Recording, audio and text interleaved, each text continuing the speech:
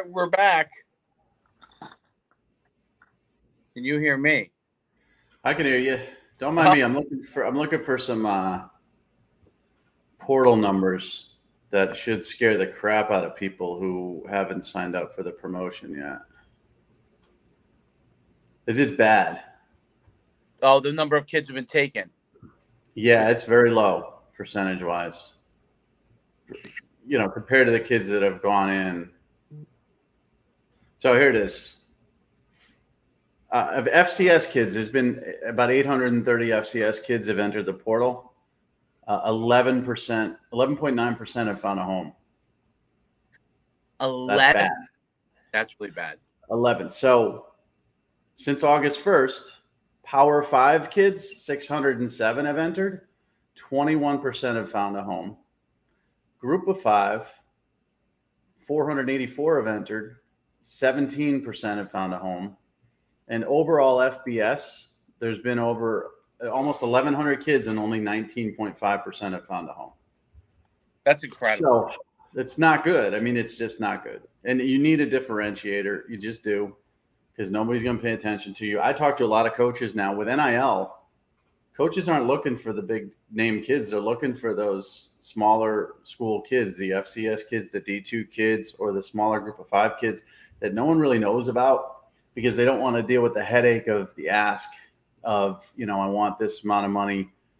They want to find diamonds in the rough, but they have no way to find them because it's impossible to dig through the portal with, almost 2,000 kids in there between all of FCS, D2, and FBS.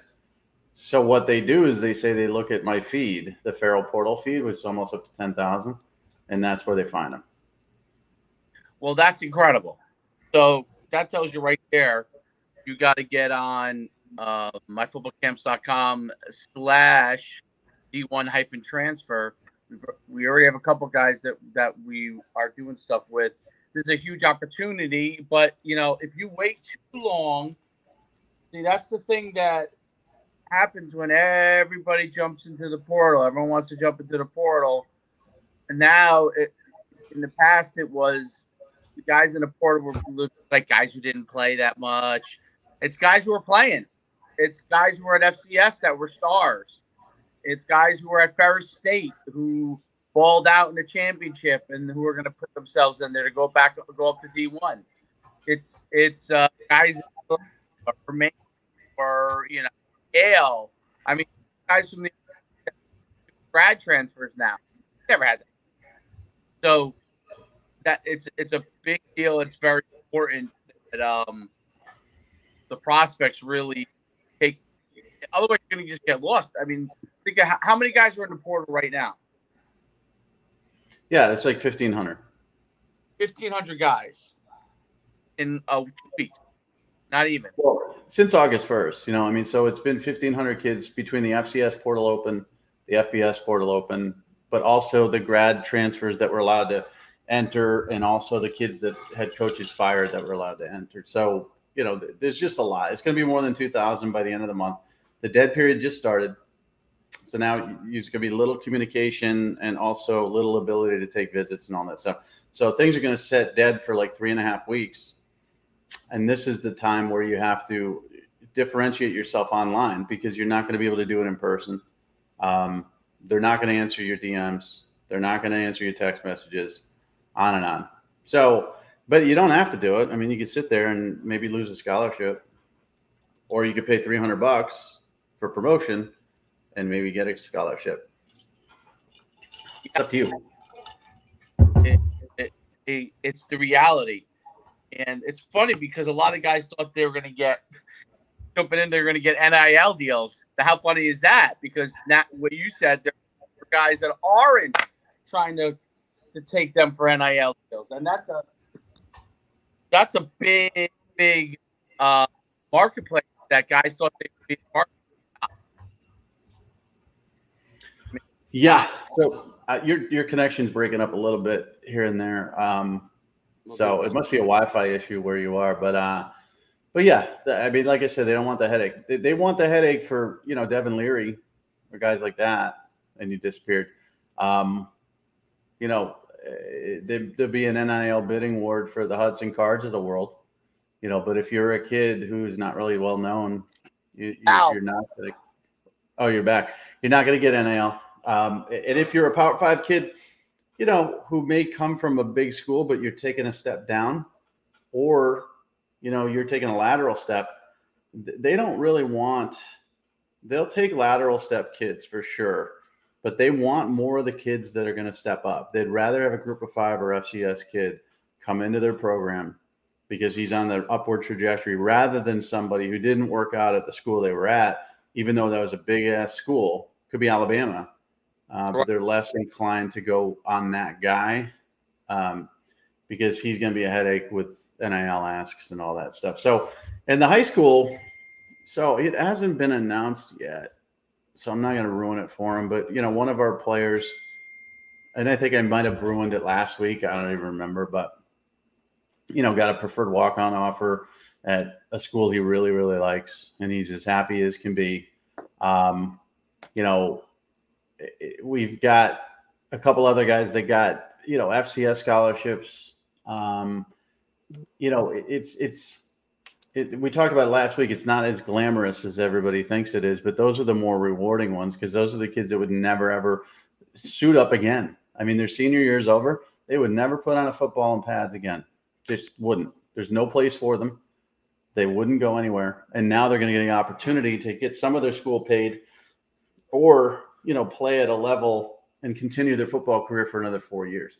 Honestly, the promotion kids we have, NFL, I mean, we all know how unlikely that is.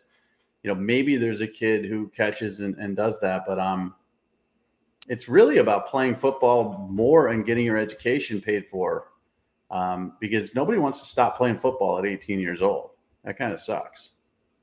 Dude, I remember when it ended at 23, it took me a year just to be like, wait a minute, I'm not football anymore? How is that possible? I mean, it's your whole life growing up. Your whole life. It's your whole life. Like, and when it ends, you're like, what? How is that possible that it could possibly end? And that, I think that's the thing. And like, you get the opportunity to go play at another school. And then the thing with the whole, the transfer thing, I don't feel like guys have an understanding of what that is. I mean, it's like they jump in, they think they're going to get picked up like Caleb Williams did. And I just, it's frustrating from a standpoint as it doesn't make a lot of sense as to what a lot of their guys' expectations are. Like, so explain to them, like, what do they need to be able to get picked up properly? Because I think this is confusing to players because they think that, like, I was a backup, at our XYZ school and I want to transfer, and they don't understand why they're not getting picked up right away. Right. Explain to them why they have to work a little bit harder per se over maybe an FCS guy that started. Because I don't think guys understand that. Well, they're also used to being recruited. Okay, so the Power 5 guys have been recruited through high school. Even if you're a 3-star, you got a lot of attention. You got a lot of schools coming through, a lot of coaches reaching out to you. So they expect that level 2 years later or 3 years later when they haven't had as much success as they hoped. And it just doesn't get there. So it's a huge letdown for them because the expectations are there. It's like, oh, well, I'm at Florida State. Didn't work out at Florida State, but surely all these other schools that recruited me out of high school that liked me are going to, jump in. No. Corey Collier is a great example. I talked to Corey Collier's mom. He's a 5-star defensive back, 4-star on most sites. I had him as a 5-star, and I was kind of overshot that. It was an incorrect ranking. He was a 4-star kid, corner, but now he plays safety at Florida. Heavily recruited at offers from 40 schools. He jumps in the portal, and I would talk to his mom, and, the interest is lukewarm. FIU, FAU, UCF, local schools are interested in, but from a Power 5 level, he hasn't played for 2 years. And he ended up in Nebraska, which is a great landing spot. But this kid out of high school, never in a million years, he's a South Florida kid, who chose Florida over Miami, Florida State, Alabama, everybody. Never in a million years would he think in 2 years that he would have to relocate his entire life up to Lincoln, Nebraska and play for a brand new staff, because his thought, like everybody's thought, as a big-time Power 5 kid is, I'm going to go 3 and out and go to the NFL. And it didn't work out that way, and it's not going to. Now, he got a great landing spot. But these Power 5 kids think that the attention is going to be there, and they get very disappointed when the attention's not, or it's lower than they expect. Whereas the FCX kids and a group of 5 kids are like, this is amazing. I wasn't recruited to this level out of high school, but now I am, and this is great. And that's because you want something fresh as opposed to stale. You know, when you go to the grocery store, you know, you kind of look at an expiration date on milk, you know, and they put all the latest expiration dates in the back, you know, because they want to sell the stuff that's going to expire quicker. So if you grab the first one off the shelf, you're getting one that's close to expiration. But if you take a little bit of a time and you dig through and go to the one in the back, maybe you get an extra week of expiration, and it's fresher, it's better. And that's kind of the approach of the portal is like, I'm not going to go for, you know, what I see in front of me. I'm going to go for something that's different, and it's going to take more work, but that's what I want to land. And I think that's what you're seeing here. So they do get upset, but everybody gets upset. I mean, it's a difficult process. I mentioned those numbers. And 19% of kids right now out of 2,000 are getting offers. So I just talked to through DM while we were on the call. I talked to one of our transfer portal guys, McCray Mort. Okay, he's a kid out of Idaho. He was, Idaho high school football is not recruited. He's a 10,500 meter guy. Right. Fast on film. We have his high school film. We have a little bit of college film, but he was a walk-on, I believe, at Idaho, and then he transferred to Idaho State because he had a credit snafu coming out of high school. And he doesn't really have a lot of film or playing time, but he's fast. But I just asked him, I said, how's it going? He's like, good, no offers though. And I tell him, and I'm going to tell him right now, this is going to take time, man. We're not going to do the $300 portal promotion is like, we're going to continue to do this. There's no 1 month. There's no one time. There's no 6 month. This is going to take time. And this is going to be, a lot of schools are going to wait till after the early signing period. They're going to wait until this, that, and the other to figure out what their roster needs are. And it's going to probably go into the spring for him. But, even he's impatient, and I get it. But well, because they think magic is – see, here's the thing, and this is important. So why does a coach want to have an FCS kid that started and maybe was a star versus a guy who was, let's say, a 4-star, 3-star scholarship guy at Division I that was a backup? Well, a couple things. They look at it like this guy has already proven he could do it on the field. So if I'm even the big time programs are taking them, but let's say I'm I don't know, Rutgers, right? And a guy plays at Sacred Heart and is a star. Right. And he's got close to the size of my other guys. Right. Maybe he's not. Maybe he's a half inch shorter, which is why he went to or inch shorter and maybe 10 pounds lighter initially when he went to college. Now he's still shorter, but now he's the same size as the other guys. Right. And turns out he's a really good football player. So now you got a proven commodity that can come in and play right away and compete for the starting job, if not win the starting job. But at worst is a backup that can play, right? A lot. And then you have a guy who's proven at this point to be a backup at a Division I school, has yet to get on the field, is still going to have to prove that they're worthy to get on the field, even if they went from a larger school to a smaller Division, or not a smaller Division I, but a less prominent Division I. So they still have to work. So when a coach is evaluating that, they're still saying, okay, does this guy have potential to do what we think he can do? Does he still have that potential? Versus the guy who's proven it, even if he may be, I don't know, maybe not quite the athlete. And that's what guys don't realize. They don't realize that everybody, listen, one guy might have been a little bit better athlete in high school, okay, or was more developed. And now this person, by becoming a star at FCS, may have caught up. But you're right. The NIL part is a big thing. FCS guys are unspoiled from a financial standpoint and unspoiled in recruiting. So this is now like a big deal. The fact that a guy who wasn't recruited super heavily all of a sudden now has FBS offers, and they're willing to be a part of that program. Whereas I would guess some of the Division I coaches have concerns about it. And that's one of the things that the players have to also show that they can overcome as well. And I think that's an important issue. The transfer portal thing is not an easy thing. And I think, transitioning over to like the high school side of it, it's one of the reasons why, for the if they don't get what they want in the portal, they're going to hit home with their 4-star and 5-star guys, right? I mean, because they don't want to lose those guys when they realize they don't hit a home run in the portal. Well, that's the other part too, is you have to, gauge your current roster happiness and who you're bringing in versus you would rather bring in somebody lesser known to compete because you're going to drive kids off your team, as you mentioned. So, you bring in some kid from Yale, no one's going to be threatened by that. They'd be like, oh, he's Yale, whatever, or from some, a small group of 5 school like App State. You bring in a Power 5 kid and then it could upset your entire room, your linebacker room. Oh, this kid's coming from Alabama.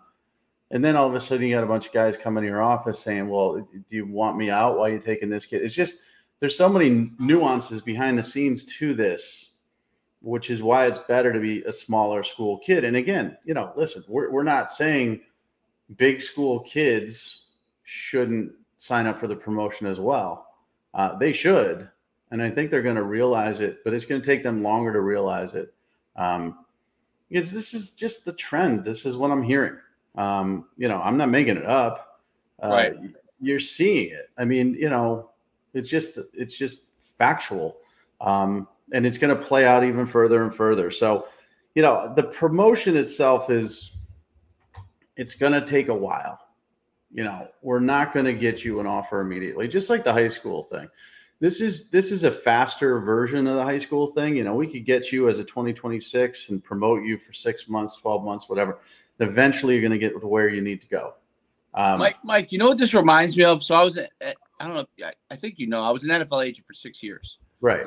Okay. And we kind of specialized in those guys who would be late round and free agent guys. Now, what's amazing people don't realize is, and you know this, but there are guys that you worked with years ago when they were in college, they're in the NFL. So this whole thing is like all a big circle, right? So when I did it, I actually surprisingly knew a lot of guys right pretty quickly, and so we were able to help a lot of guys. But what I noticed in the NFL, and maybe you could articulate if you think there's a relationship there on this. At the NFL, I noticed guys who were at a big school who were a backup or started, then lost their job, and then, kind of that kind of a thing. And it came out, but they might have been a higher level recruit out of high school, were sometimes harder to get into the NFL than my FCS guy who was the right size, who was a star for 4 years. And they think, well, this guy started and he has the potential to be something, at the NFL. I had a lot of times easier time getting those guys in. And I think a lot of it was, do you think some of that has to do with ego? And I think that, this is to me why a lot of big school guys need advocates, because when they didn't have advocates, they thought they should go to, I don't know, let's just say the biggest of the biggest agent. They said, oh, Dave, you're more focused. What basically happened is those guys never even got into the NFL, and then we came from big schools. Because if I was a big time agent, I had all these big time players that were coming up, let's say from Alabama, 1st rounders or 4th rounders or 3rd rounders, and then the other guys that were like backups and stuff, I didn't have time to pay. If I was a big time agent, they didn't have time to pay attention to those guys, and they got in. If they didn't, they didn't. And that's what relates to me in the transfer portal wise. Whether if you're a FCS guy looking to move up, you'll need help. Guys will really like that. If you're an FBS guy, but you're a backup, you're really going to need help, because the normal process you would thought would work for you, and that's why I related to the NFL with the bigger time agents, is not, because the guys they're focusing on are now the 5 and 4 star big time recruits coming out of high school, because they see more long term upside if you had backed up. And I think now it doesn't mean that that person doesn't have the upside. It just, they could have been in a tough situation, wrong offense, wrong defense. That those things are true. But I think that's a big part of it, and that's why I think guys need an advocate. But it's also, they have to come into it with the right attitude. I mean, I think their attitude towards the process of transfer portal and how they approach it, coaches are going to see it. Like, if you're demanding someone gives you an offer and they kind of have to go through their process and you don't understand why, I think you got to become humble in this process and really be willing to get help. Yeah, and I think there is, it's less of a turd factor than it is True. There's a humbleness, of course. Going in the portal is humbling, because again, you're sort of going in the portal in itself is admitting that you didn't get it done. I mean, for every Caleb Williams, there's 1,000 kids who didn't get it done. But to your point about being an agent and the smaller school kids, there's a hunger and there's a trajectory. So the trajectory of this is, let's say you get a smaller school kid. I don't know. Cooper Kupp. Cooper Kupp. Like the linebacker. Well, Cooper Kupp is a good example. Adam Thielen. FCS kid. Or who's the linebacker for the Colts? Leonard from SC State, South Carolina State. Right. So those type of kids, had to overcome a lot more because they weren't heavily recruited. They end up having to go to different, places and play on a smaller level. So the disadvantage they have is the lack of competition. You don't get to see them against Alabama and Georgia and Florida. But you also get to see their trajectory as a football player on the rise. Whereas some of the other ones, you see them sort of top out and flatline. So depends on the NFL team. Do they want a guy who's got that hunger, who's continuing to rise, who's been a chip on his shoulder since high school? Or do you want that guy who's kind of handed everything and he kind of plateaued? I think a lot of people want that guy who's, on the rise. And that's what the portal is about too. I know, listen, Justin Flo is a great example. 5-star linebacker out of high school, went to Oregon, absolute terror, 245 pounds of sheer muscle, but he got hurt, both of his seasons at Oregon.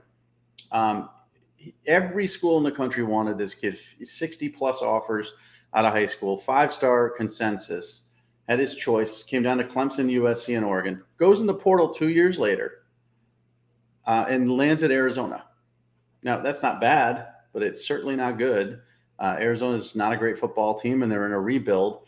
But you'd rather go on a kid who is like a linebacker at Tulsa, who isn't injury prone, who hasn't been handed everything to him, who is more productive on the field.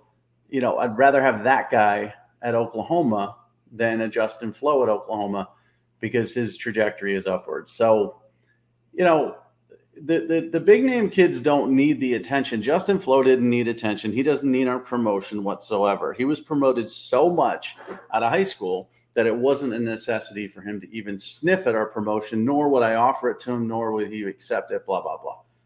But that doesn't mean that everybody's clamoring for him. The people that need the promotion are the ones trying to get into that pool of, okay, this school is recruiting 3 wide receivers in the portal, and maybe it's Arizona State, maybe it's Rutgers, maybe it's Syracuse. How do I get in the pool of 12 guys that they're considering for those 3 spots? And you need the promotion to do that because nobody knows who the hell you are. And I know staffs just don't have the bandwidth. They just don't have the bandwidth to handle this influx of portal players. They are trying to do the evaluations based on their own homework. They're trying to go through the film of all these kids, but they're also doing that for 2024 recruiting class. They're also wrapping up 2023. They don't have time. So what they'll do is they'll look for somebody that they trust to sort of say, this is a kid to watch. That could be, I don't know, it could be 24/7. It could be On3, right. Or it could be us. Right. But it's not going to be some, relative or somebody without a following or somebody who has no respect in the industry saying, yeah, I remember that this kid at Idaho State was awesome. Well, no, you need somebody who's legitimately, respected in the industry to say that. And even then, we just did McRae's first promo last week, or, you did yours a week and a half ago. Yeah. We're going to have to do it 6-7 more times, for him to get on that even radar of like, who is this kid? Just like high school, it's no different, except there's less of a time frame. Like, he wants to be placed for January so he can get into college and transfer his credits and start school in January. Right. That's probably not going to happen. It's probably not going to happen for a lot of kids. This 20% number is not going to exponentially rise. There's still a lot of commitments. We had roughly on Sunday, we had like 400 commitments in the portal because the dead period was starting. And now was the time where everybody's like, make your decision now. We're not going to talk to you again until January. So that number at 20% is going to go up to maybe 25% over the next couple of weeks. But that's 75% kids left in the portal. And entering January, that's really, you're not going to be placed by January. You're not going to be there for spring football. You're going to have to go through this entire spring and sell yourself to try to get there for June. And that's what we're looking at right now. So anybody who signs up for the promo for the portal, just know this is going to probably go through the spring. And you're going to get the attention, but it's going to take time and you got to be patient with it. Those who want the high school promotion, we got more time. Now is the time for 2024. Don't wait, because as well as I do that these schools are doing their evaluations on 2024 6 months ago.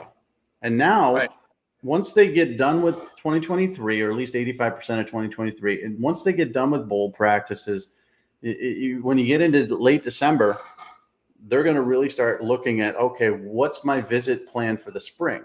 Where am I going to go see kids? And I'm going to come through New Jersey. Do I hit the shore? What schools do I hit in South Jersey? What schools do I hit in North Jersey? And that's just one state in and of itself. And as we know, college coaches, they don't want to go to 15 schools. They want to go to like 4 or 5 big ones and then maybe spot recruit 2 others, because that's a lot of time and effort. You got to be one of those extra visits unless you're at a Bosco or a Bergen or something like that. And that's why you need to get on it now. Well, that's a big point there, because the time constraints are greater because of the fact that they have to get through more information, right? So the time they could spend at one place versus another, I remember the old days, guys would just sit down with you and literally like shoot the shit with you for 30 minutes, just kind of pick your brain, especially if they're a guy they respected. And now they're coming in with an agenda. If they're coming to your school, they want to meet with those guys. If there's nothing there, they literally want to get out of there, like shake your hand and get out of there, because there's no time. They're all on their time constraints. This is a big part of what is really misunderstood, the time constraints they're under, right? It's they are now looking. In the past, they looked for high school recruits, and then they took transfers once in a blue moon, one or two a year, maybe, right?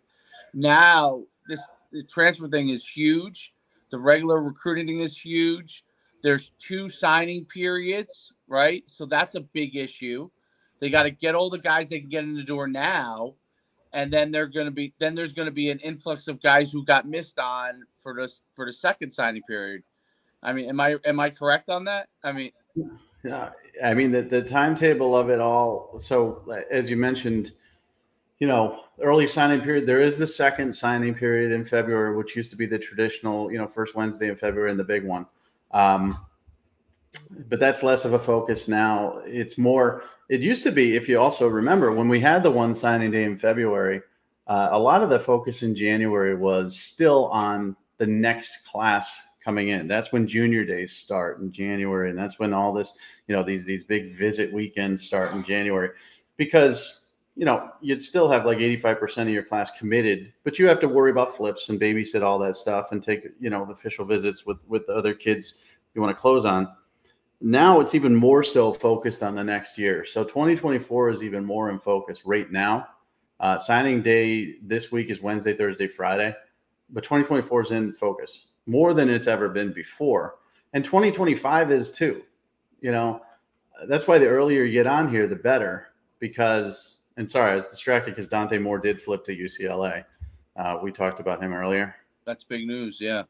It's crazy news. And that's going to, you know, the impact of that, you know, okay, so now who's Oregon going to get? They might flip Jaden Rashada from Florida. So who's Florida going to get? You know, Florida's got DJ Lagway in the 2024 class already, but are they going to reach on a 2023 quarterback now? Or are they going to go on a 2024 and get two of them? Everything affects everything, and every move that's made affects everything. So these 2023 decisions that are made now affect the 2024 recruiting boards and all that stuff too. You don't want to be unknown at all at this period of time, because a lot of planning for the spring is being made. So yeah, I think we're both on the same page here where 2024 it's not too late, but it's going to get quickly too late. You know, if you hit us up in the summer, and we had a lot of 2023 kids, because we didn't offer this program. We had a lot of 2023 kids hit us up in the summer, and it was a struggle at that point.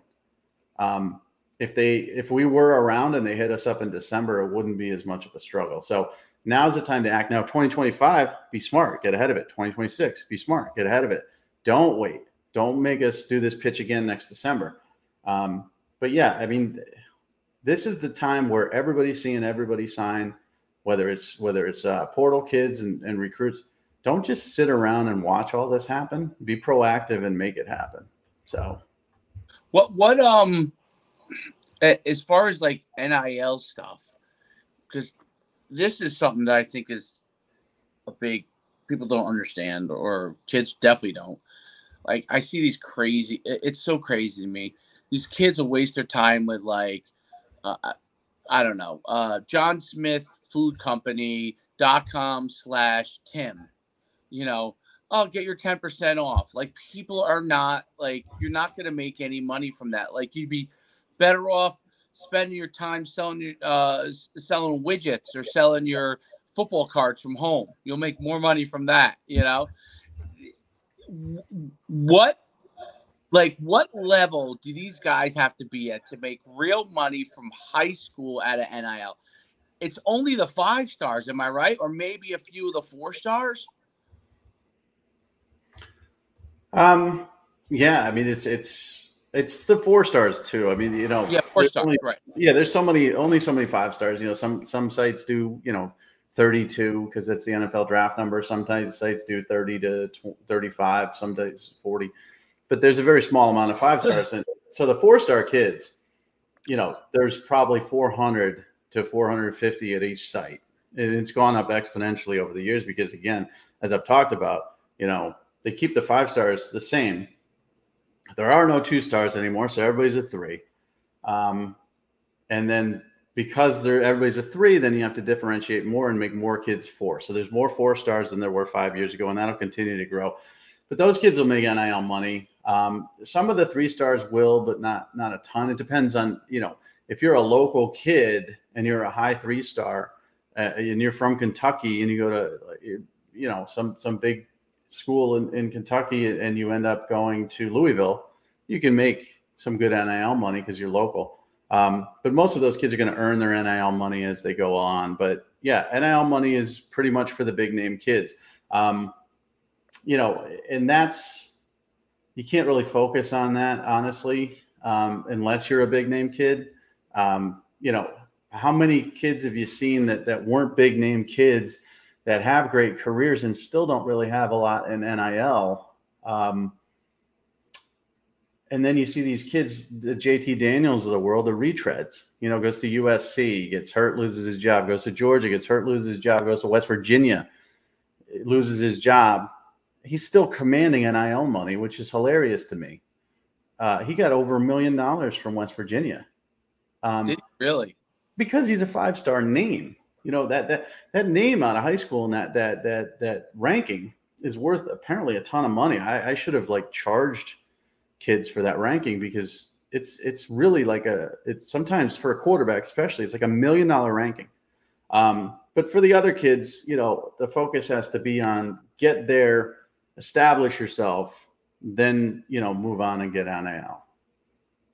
Are they giving NIL deals like I heard, I don't remember which team it was, but like payroll type stuff? Is that something that the big So legally they're not supposed to give you any sort of security like that. The NIL deal is supposed to be, these booster collectives that you hear about, like let's say the Ohio State Booster Collective, they're supposed to work with companies that, get you a deal with a certain brand, and that's where your NIL money comes from. So when you go on a visit, Caleb Williams, for example, he has a deal with Beats. Okay. So what happens is USC was recruiting him to follow Lincoln Riley to Oklahoma. They talked to, the collective, the coaches aren't supposed to, or the school's not supposed to, but the collective talks to Beats, Dr. Dre. Dr. Dre talks to Caleb. They set up this deal. So it's like the deal's in place. There's no sort of salary structure to it. There are some collective deals where every offensive lineman gets $60,000 or something like that. I've heard at Oregon under Phil Knight, every kid at Oregon is going to get the minimum of $60,000, which doesn't sound like much when you're throwing around $1 million names. But as a high school kid going into college, $60,000 is a ton of money. So that's all in place, but it's going to get worse. And the employment thing you're talking about, I mean, the National Labor Relations Board is suing USC, the Pac-12, and NCAA to make them employees, which is never going to fly. But more and more, we're skewing towards player rights versus the rights of the university, because everybody's tired of the universities making billion-dollar contracts on TV and the kids getting nothing. So it's going to be a player's world. The problem with that is it's going to be such a player's world that all of a sudden it's going to be skewed so far where the NFLPA and the NFL have a nice collective bargaining agreement where it's beneficial to both sides. This is skewing so much towards the kids that the kids are going to have that power, and they're going to be able to leave. Dante Moore just committed to UCLA. He could go to UCLA with this NIL deals in place that they have for him, which I heard are very lucrative, and transfer out after a year. Now, there's stipulations in the contracts, of course, that say if you transfer, this kind of null and void. But he could go there and make $1 million, and then transfer out to the school he really wants to go to, and be a millionaire. And that's what we're going to see more and more of. It's crazy. That is crazy. The labor relations thing, and the issue will probably come up in Illinois as well for the same exact thing eventually, because that's where Northwestern originally did it. And those more left states, because they're very interested in that part of it, the labor relations part of it. Really, I saw a take on this, and this is my guess. They say California would like nothing more than to completely crush college football. And to do away with it, and that's it's such a headache for them. I don't know why, but they would want to do it. It's the same issue that they have, they were trying to stop UCLA and from going to the UC regions. 5 people voted against that, which is just 5 people who are against capitalism and free market share. I mean, UCLA should go to the Big Ten. They're making more money. Why wouldn't they? But 5 people tried to stop that. Right. So, but it didn't get pushed through though. No, they're going to the Big Ten. It's done. Right. And that's the same thing that they're going to try. And so they're trying to do this now with the labor relations thing. And the bottom line is that the one thing, you're 100% right. If NIL becomes a situation where the schools have to pay them, that is what's going to happen. You're going to have an employee situation, and which is what has made it more Wild West without any parameters, because there is, and we've talked about this a few times, there is no, these aren't franchises of a large, they're all independent organizations, loosely affiliated with whatever conference they are, because they get money from those conferences, but they govern themselves, right? Outside of the light parameters, and then the recruiting aspect, which was once bad in a sense of there was no benefit necessarily in some things, and there were some benefits in other things, but there was some enforcement. Now there's no enforcement. There's just zero enforcement. There's zero capability to enforce anything. Well, I mean, what could they enforce? Who's going to go to talk to the collective of the University of Miami and say, okay, I want to see exactly what you're doing, and they're going to do that to every school? No way. Yeah, they don't have the bandwidth. The NCAA doesn't have the staffing for that. So it's, it's self-monitored, and we all know self-monitoring at some schools is they take it very seriously, and other schools they don't. Yeah, so we're headed towards a really unappealing product in college football, based on what we're used to. We're going to have, I don't think the employment thing is good because there's no way to prove. They went after USC because USC is a private school. Okay. Right. So, but they win at USC with the Pac-12 and with the NCAA overall, saying that the NCAA in turn with the Pac-12 are employing these kids at a private school. And so Northwestern, they tried to do that 10 years ago to unionize. That didn't go through. This won't go through either. But eventually what we're going to have is an employment type of relationship with players and universities. And everybody thinks that's great for the players. But with performance, as you know, when you work for a corporation, there's performance reviews. There's performance standards. You have to meet those standards. And you will be fired if you don't. And you will be fired with cause if you don't. So let's say a player goes there and this is great. I get, health benefits, I get salary, and then I can get my NIL in addition to that, and I get a full scholarship and all that stuff. You blow out your knee in the first week of the season, and they do your performance review at the end of the season. They say, you know what, you didn't live up to our expectations. You're fired. Well, what about my scholarship? Sorry, that was part of your benefit package as an employee. Well, what about my salary? Yeah, same thing. Health? No benefits there. You're fired. And then what are they going to do? So for everybody that looks great for, I want to be an employee of USC because they make so much money. Yeah, it's good, but it's also bad.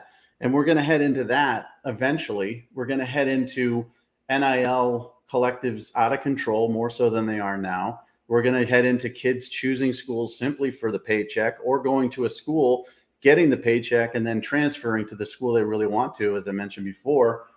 We're also going to get into the portal where eventually someone's going to sue because you're only getting X amount of bites at the apple of the portal. Well, you're allowing me one-time transfer. Why can't I transfer twice? Why can't I be Quinn Ewers to go to Ohio State one year, Texas the next year, USC the next year, and maximize my value? You're hindering my ability to make money.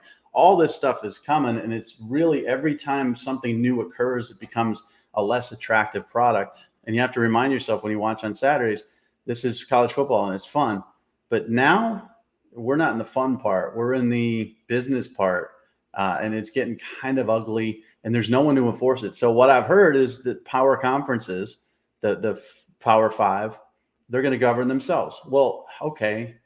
What if you have, sort of cross-pollination? What if you have a Big Ten school that tampers with an SEC kid, steals them? Who's going to – SEC loses that kid. The Big Ten's not going to punish that school for tampering. Like, you're going to have 5 different sets of rules and 5 different enforcement programs, and they're only going to enforce what they want to enforce, which is, I don't give a crap that Ohio State stole a kid from Alabama. What do you want me to do?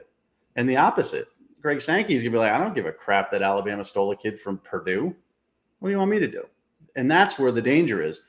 You're going to have 5 different NFLs with probably no cap and no free agency guidelines. Eesh. Wow. You just painted a very, very bleak. Well, it is, because there's just going to be no.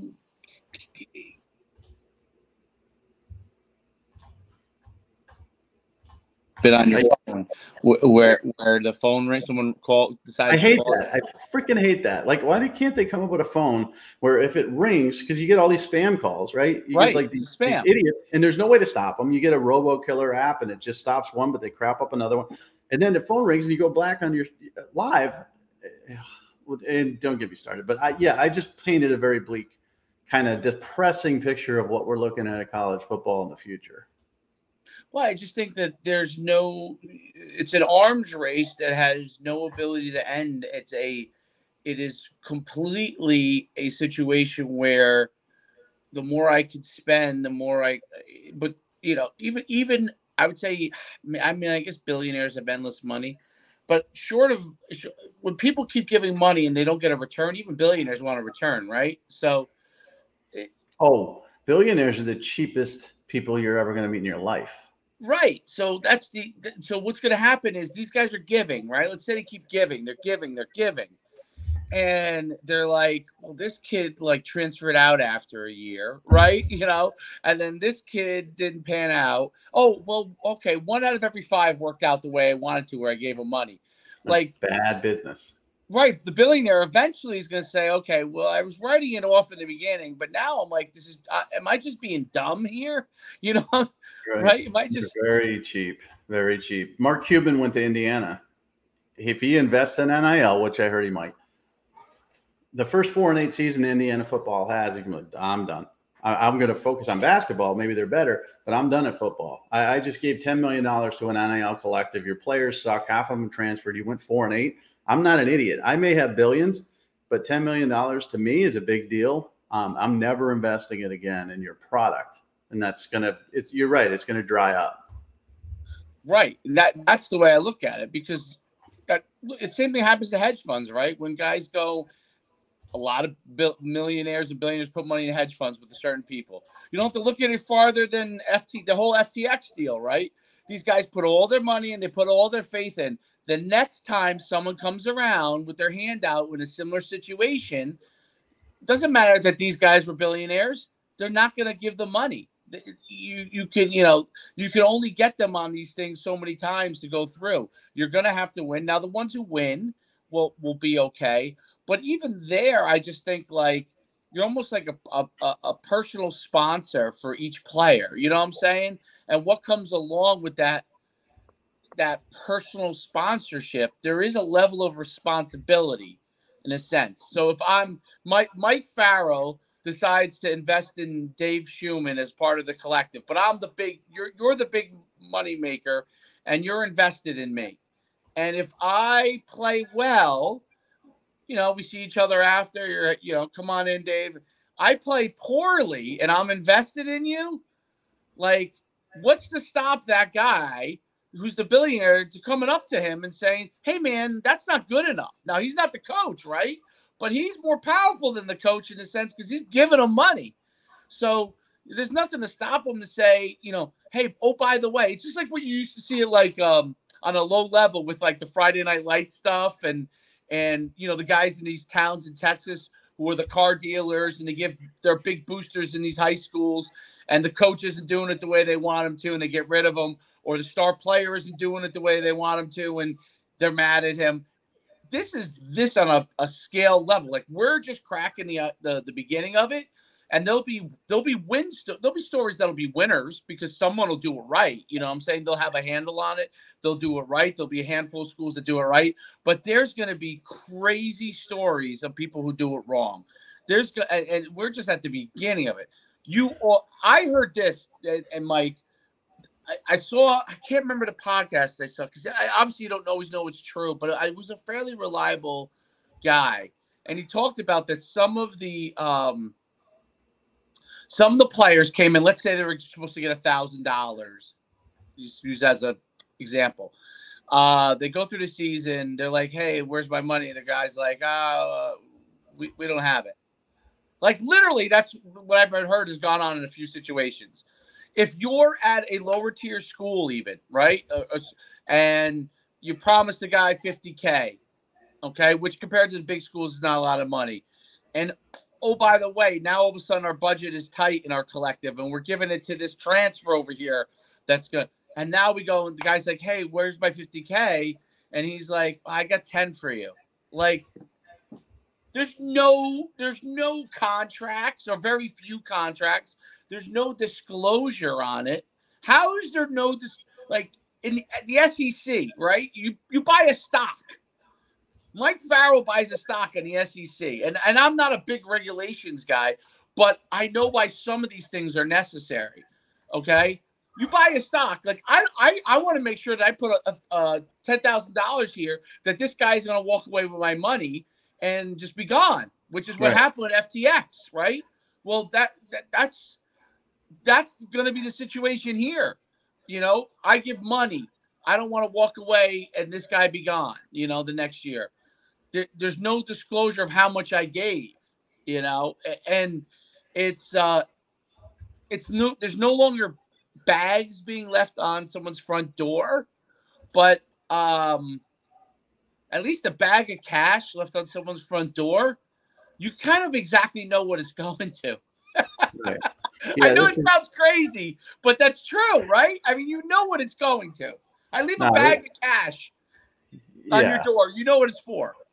Yeah, that's definitely different. And there's been, we got to wrap it up, but there's been a few poor investments already that people are learning from, Spencer Rattler, DJ Uwangalele, I mean, Dr. Pepper, remember before Bryce Young this year, DJ was Fansville guy.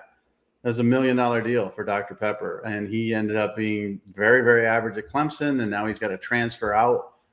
Spencer Rattler was supposed to be the #1 pick in the draft. He got benched for Caleb Williams. He had to transfer out. Now he's very, very bad at South Carolina, or very average. So there's been some investments that haven't worked out. It makes people more cautious. But eventually we're going to run out of billionaires and millionaires to invest in this stuff, because the guys who were burned on Spencer Rattler are like, I'm not going to do this again.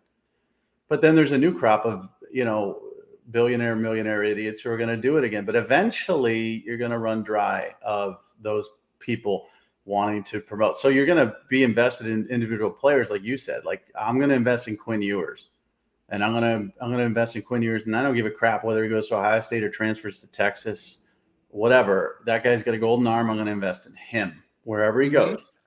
But then that's a personal contract between a company and Quinn Ewers, and you, like you said, there's no disclosure. I mean, these deals are being signed; they're just not making them public. And as they, you could dig and find them. You hear the made up stuff. Nico Imalieva got $8 million made up. Dante Moore going to UCLA just flipped. He's got a deal that he'll sign after signing day with certain companies. You can make them public, but nobody's really doing that, where it's like, Adam Schefter's, this guy signed an extension. A.J. Brown signed an extension with the Eagles. It's for 6 years, $42 million, whatever. That stuff's not being reported yet. And I think it's not being reported because it's being kept very low key, because people don't want to look stupid. You invest in A.J. Brown, like, let's say, who's the guy from the Giants? Galladay, right? The contract was public. He's horrible. He doesn't play. Sucks. It's a bad investment, but it's public. But these are like investments on kids. So they're trying to keep them as hush-hush as possible so the businesses don't look stupid. So there's a lot of quiet things going on here. There's a lot of behind-the-scenes stuff. There's a lot of things to the Dante Moore flipping from Oregon. I wrote an article last night about it. He committed to Oregon. Kenny Dillingham was the offensive coordinator. Kenny Dillingham took the job at Arizona State, the head coaching job at Arizona State. They hired a new offensive coordinator, Will Stein, that nobody really knows about. He was Hudson Card's offensive coordinator in high school. So the assumption was Hudson Card was going to transfer from Texas to Oregon. Bo Nix decides to come back. All of these things factor in.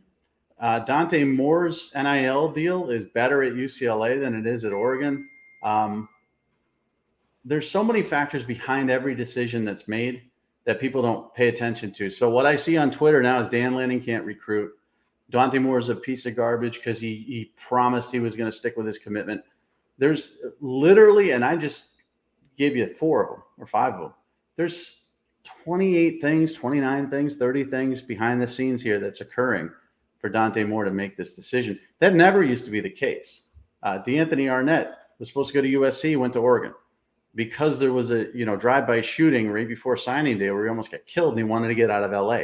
That was simple. That was one thing. Now there's 30 and nobody really reports on those 30 things.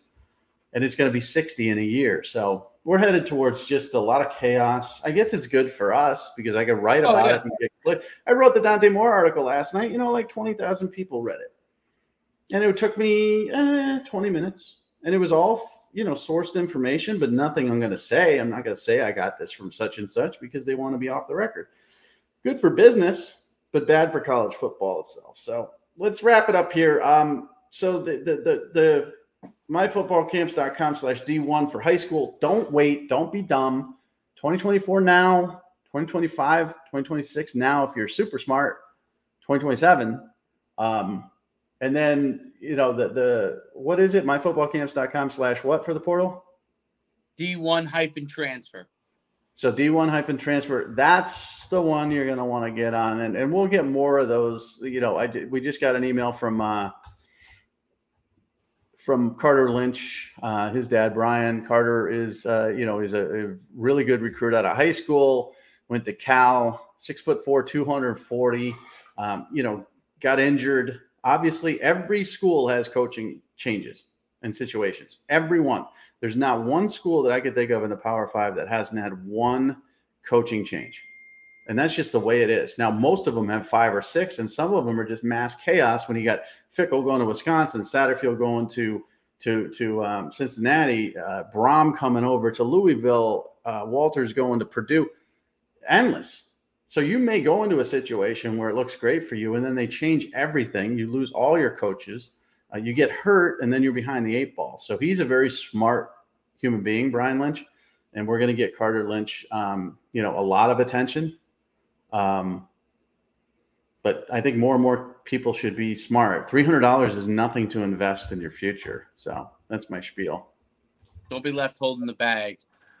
Till next week, we'll sign up myfootballcamps.com/D1, myfootballcamps.com/D1-transfer, and we'll see you next week.